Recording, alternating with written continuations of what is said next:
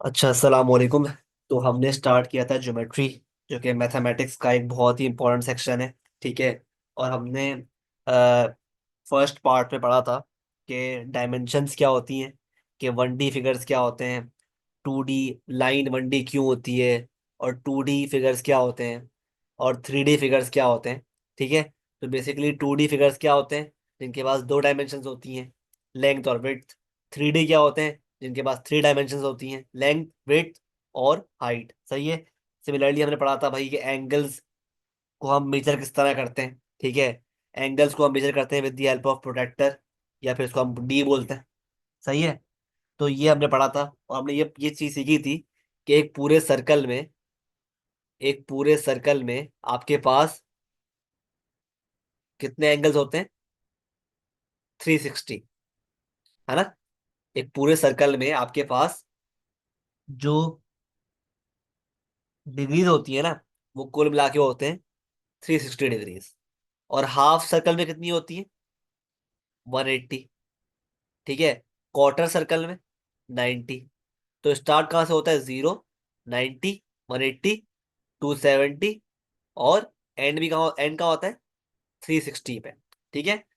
तो हमने ये सीखा था भाई कि हम जो है मेजर करते हैं एंगल्स को with the help of D, या फिर प्रोटेक्टर। इस तरह का इंस्ट्रूमेंट होता है डी ना, हमने देखा भी था। ठीक है। अब हम पढ़ते हैं टाइप्स ऑफ एंगल्स, कि हमारे पास एंगल्स कितने टाइप्स के होते हैं, और हम उनको किस तरह क्लासिफाई करते हैं, ये जानना बहुत जरूरी है। ठीक है। देखो भाई, पहले आपके पास होता है स्ट्रेट एंगल। स्ट्रेट एंगल, अब देखो स्ट्रेट एंगल जो है वो नाम से पता चल रहा है भाई कि एक स्ट्रेट लाइन है, उसके एंगल की बात हो रही है। स्ट्रेट लाइन है, उसके एंगल की बात हो रही है। तो याद रखना, जो स्ट्रेट एंगल होता है ना, मतलब जो स्ट्रेट लाइन का एंगल होता है, उसका एंगल हमेशा होता है 180 डिग्री। खुद देखो ना यहाँ पर, ये सर्कल है, सर्कल पे ये स्ट्रेट लाइन बनती है इस तरह। ठीक है। तो आप देखो, स्टार्ट करो 0 से, एंड कहाँ पे हो रहा है, 180 पे एंड हो रहा है ना। तो ये बता रही है बात भाई, कि ये चीज बता रही है बात कि स्ट्रेट लाइन का एंगल जो होता है ना, स्ट्रेट लाइन का, जिसको हम स्ट्रेट एंगल बोलते हैं। ठीक है। या स्ट्रेट लाइन एंगल बोल लो, एक ही बात है। तो स्ट्रेट लाइन का एंगल हमेशा क्या होता है, इज इक्वल टू 180 डिग्री होता है। जब भी आप कोई भी स्ट्रेट लाइन देखो, उसका एंगल क्या होगा, 180 डिग्री। चाहे वो लाइन यूं हो या फिर यूं हो, सबका एंगल क्या होगा, 180 डिग्री। सही है। तो ये बात तो हमने समझ ली। आगे बढ़ते हैं। सेकंड नंबर पे आता है हमारे पास, सेकंड नंबर पे आता है एंगल ऑफ क्वार्टर टर्न, जिसको हम बोलते हैं राइट एंगल। क्या नाम है, राइट एंगल। सेकंड किस्म क्या है, राइट एंगल।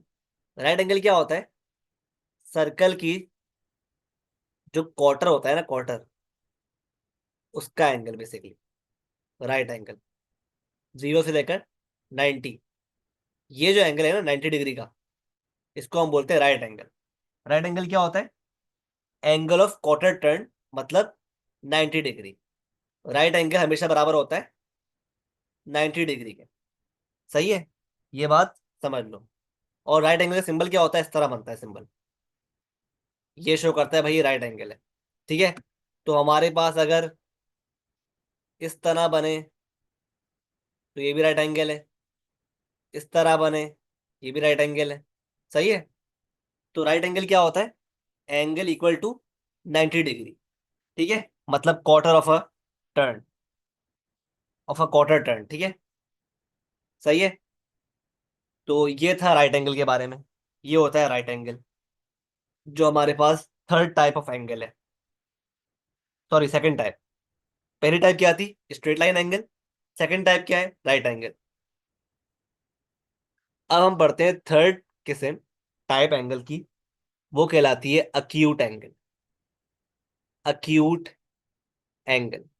अक्यूट एंगल क्या होता है, ये वो एंगल होता है जो होता है लेस देन 90 डिग्री,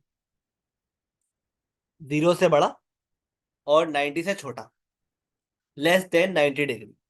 ठीक है, तो कोई भी एंगल जो लेस देन 90 डिग्री हो, क्योंकि 90 तो क्या, 90 क्या होता है, 90 होता है हमारे पास राइट एंगल, ये हम पढ़ चुके हैं अभी। तो लेस देन 90 क्या होगा, अगर 89 डिग्री भी होगा ना, ये भी क्या कहलाएगा, अक्यूट एंगल। ठीक है, तो लेस देन 90 डिग्री जो भी एंगल होगा वो क्या कहलाएगा, अक्यूट एंगल। तो चाहे वो इस तरह बने, ये भी क्या है, अक्यूट, या फिर वो इस तरह बने, अक्यूट। ठीक है, या फिर वो इस तरह बने, ये भी क्या है, अक्यूट। तो ये सब एग्जांपल्स किसकी हैं, अक्यूट एंगल। ठीक है, अक्यूट एंगल क्या होता है, angle which is less than 90 degree. फिर आती है हमारे पास चौथी किस्म, fourth type of angle, that is called obtuse angle. Obtuse angle. ठीक है, अब देखो भाई, ऑब्ट्यूज एंगल जो है हमारे पास, वो एंगल होता है angle between 90 degree and 180 degree. सही है, इसके दरमियान जो एंगल होंगे ना डिग्रीज में, वो क्या होंगे, ऑब्ट्यूज एंगल। क्योंकि 90 डिग्री क्या होता है, राइट एंगल। 180 क्या होता है, स्ट्रेट लाइन एंगल या स्ट्रेट एंगल। तो इनके दरमियान जितने भी एंगल्स की डिग्रीज है ना, वो क्या कहलाएंगी, वो सब कहलाएंगी ऑब्ट्यूज एंगल। तो वो सारे एंगल्स जो 90 डिग्री और 180 डिग्री के दरमियान फॉर्म हो रहे हैं, उनको हम क्या बोलेंगे, ऑब्ट्यूज एंगल। तो चाहे वो इस तरह बने, ऑब्ट्यूज है, या इस तरह बने, ये भी ऑब्ट्यूज है। ठीक है, तो ऑब्ट्यूज एंगल क्या होते हैं, any angle measuring between 90 degree and 180 degree, that is called obtuse. अब last but not the least हमारे पास आता है रिफ्लेक्स एंगल। Reflex angle. ठीक है, ये क्या होता है, ये वो एंगल्स हैं विच आर ग्रेटर और more than 180 degree. Angles more than 180 degree. अब फर्ज करो मेरे पास ये एक एंगल है, तो देखो ये एंगल जो है ना, ये जो फॉर्म हो रहा है, ये तो अक्यूट एंगल है। ये क्या है, ये तो एंगल अक्यूट है, लेकिन ये पूरा एंगल जो है ना इसके पीछे, ये कहलाएगा हमारे पास रिफ्लेक्स एंगल। ऐसा क्यों है, खुद देखो भाई, हमारे पास ये पूरा क्या फॉर्म हो रहा है, सर्कल फॉर्म हो रहा है। ठीक है, पूरा क्या फॉर्म हो रहा है, सर्कल फॉर्म हो रहा है। अब फर्ज कर लो कि ये जो है अक्यूट एंगल, इसका डिग्रीज दिए हुए आपको, क्वेश्चन में दिए हुए, एग्जाम में दिए हुए, लेट्स से 45 डिग्री। अब देखो 45 डिग्री है, लेस देन 90 है, तो क्या कहलाएगा ये, अक्यूट एंगल। तो अब रिफ्लेक्स एंगल निकालने के लिए without measurement you can easily apply the property of the circle, कि भाई सर्कल का टोटल एंगल जो कितने होते हैं, वो होते हैं 360। तो आप क्या करोगे, सिंपली आप कुछ नहीं करोगे, आप 360 में से 45 को माइनस कर दोगे, तो आपके पास जो भी आंसर आएगा वो क्या होगा, आपका रिफ्लेक्स एंगल। ठीक है, आपको इस एंगल को डी से मेजर करने की जरूरत है ही नहीं, आप सिर्फ ये मेजर कर लो, या ये गिवन हो तो अच्छी बात है, वरना आप जो है ना, क्या करो, सिर्फ इस साइड को मेजर कर लो, और जो भी आपके पास वैल्यू आए ना, उसको माइनस कर दो 360 में से, to find the reflex angle. इस तरह हम we can easily find the reflex angle without even measuring it directly. Similarly अब देखो भाई, आपके पास ये है, अब देखो ये है, या ये हमारे पास क्या है, ये ऑब्ट्यूज एंगल है। ठीक है, लेकिन ये हमारे पास जो है ना, ये है रिफ्लेक्स एंगल। क्यों है, आप खुद देख लेना, कि अगर आप लेट से इसको मेजर करते हो, with the help of D और प्रोटेक्टर। तो आपके पास लेट से आता है, वैल्यू आती है, फर्ज कर लो 100। तो आप 100 को 360 में से माइनस कर दोगे तो क्या बचेगा? 260। तो यही तो है आपके पास रिफ्लेक्स एंगल, ग्रेटर देन 180। तो इस तरह we can easily find the value of reflex angle without even measuring it directly. कि हम, बजाय इसके कि हम with the help of the इस पूरे को मेजर करें, हम क्या करेंगे, हम इसको मेजर कर लेंगे पहले, क्योंकि ये मेजर करना आसान है। तो हमारे पास जो इसकी वैल्यू आएगी उसको हम माइनस कर देंगे 360 में से, to find the value of reflex angle. ठीक है। तो ये हमने पढ़ लिया ऑल टाइप्स ऑफ एंगल्स। ठीक है। पहला था स्ट्रेट लाइन एंगल, सेकंड था राइट एंगल, थर्ड था अक्यूट एंगल, फोर्थ था ऑब्ट्यूस एंगल, और फिफ्थ था रिफ्लेक्स एंगल। तो ये हमने पढ़ लिए ऑल टाइप्स ऑफ एंगल, और along with the proper understanding. ठीक है। तो आई होप ये कॉन्सेप्ट क्लियर है किस तरह हम एंगल्स को देखते हैं। ठीक है। तो एंगल यार बहुत काम आते हैं। ठीक है। ऑब्वियसली तकरीबन हर चैप्टर में इस्तेमाल हो रहे होते हैं। ठीक है। खास तौर पे जो है ना डायग्राम के चैप्टर होते हैं, ट्रिग्नोमेट्री हो गया, आपके पास सर्कल प्रॉपर्टीज हो गया, और आपका अल्लाह भला करे आपके पास मेंसुरेशन हो गया, पूरा चैप्टर ही उसमें डायग्राम होती है। सही है। तो बहुत जगह ये इस्तेमाल होते हैं एंगल्स। ठीक है। तो मेक श्योर कि आप प्रॉपर अपनी ना अंडरस्टैंडिंग क्लियर करें कि भाई एंगल्स होते क्या हैं और किस एंगल को क्या नाम देते हैं हम। ठीक है। तो इंशाल्लाह सब सेट हो जाएगा। अब देखो भाई, ये बात कर ली हमने एंगल्स की, अब बात करते हैं लाइंस की। ठीक है। अब देखो, वैसे हम पढ़ चुके हैं कोऑर्डिनेट ज्योमेट्री में, लेकिन दोबारा रिवाइज कर लेते हैं कि अगर हमारे पास दो लाइंस ऐसी चल रही हैं कि वो आपस में कभी भी मीट नहीं करेंगी, तो उनको हम क्या बोलते हैं कि ये लाइंस आपस में क्या है, they are parallel to each other. क्योंकि ये लाइंस कभी भी आपस में मीट नहीं करेंगी, that is why they are called parallel. और सिंबल क्या होता है पैरेलल का? ये एरो शो करता है कि लाइंस जो है आपस में क्या है, पैरेलल है। ठीक है। ये एरो सिंबल होता है शो करने के लिए कि दो लाइंस आपस में क्या है, पैरेलल है। सिमिलरली ये भी हम पढ़ चुके हैं कोऑर्डिनेट ज्योमेट्री में, रिवाइज कर लेते हैं कि अगर दो लाइंस राइट एंगल पे मीट कर रही है, ठीक है, 90 डिग्री में मीट कर रही है, तो इसका मतलब क्या है? इसका मतलब ये है भाई कि ये लाइंस जो है ना आपस में परपेंडिकुलर, ये लाइंस क्या है आपस में, परपेंडिकुलर है।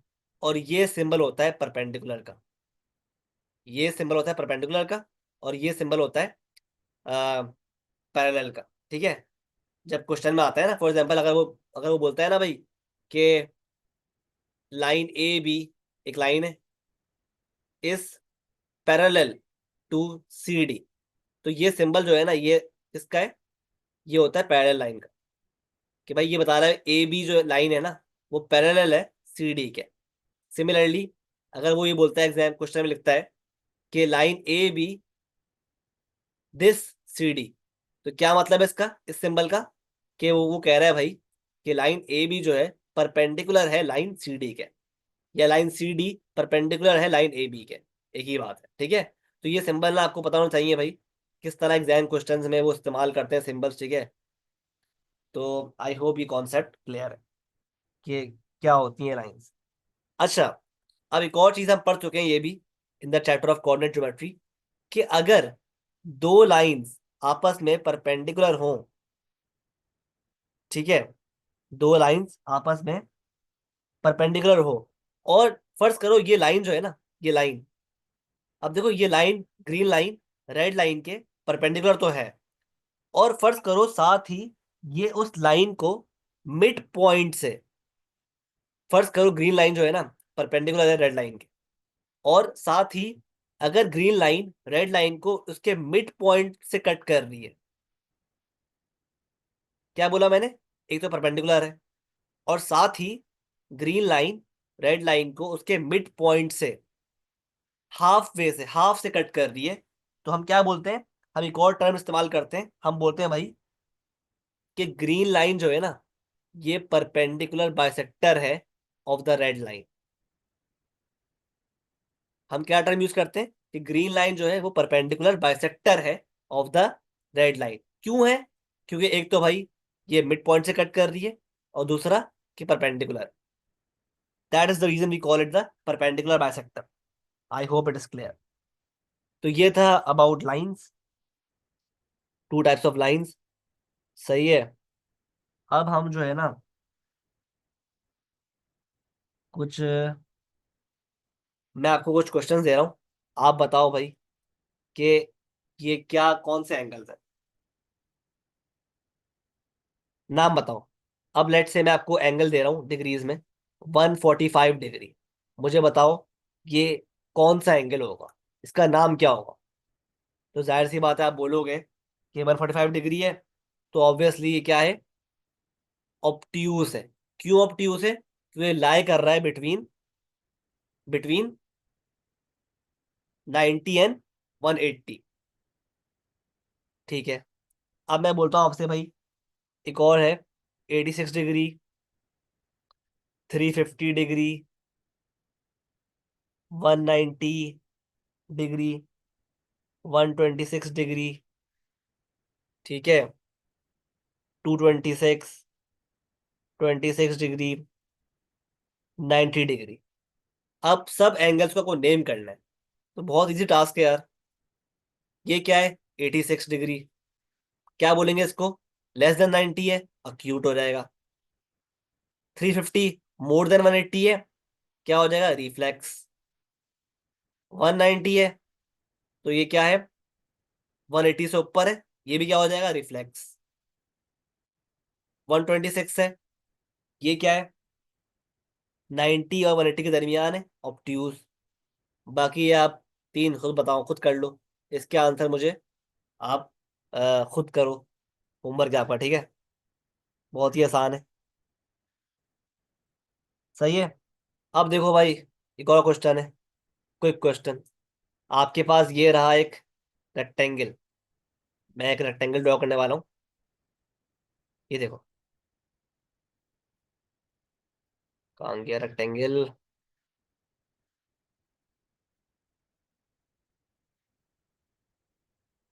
ये रहा एक रेक्टेंगल, सही है। और ये रहा, उसको मार्क किया हुआ है ABCD, ये मार्किंग उसकी की हुई है क्वेश्चन में। ठीक है। अब सवाल ये आपसे करता है कि बताओ which side is perpendicular to AB।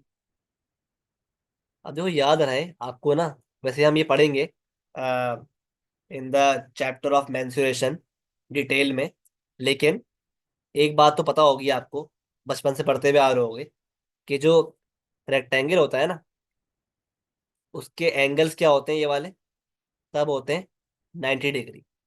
ये बात तो पता है ना आपको। Same is the case with square. ठीक है।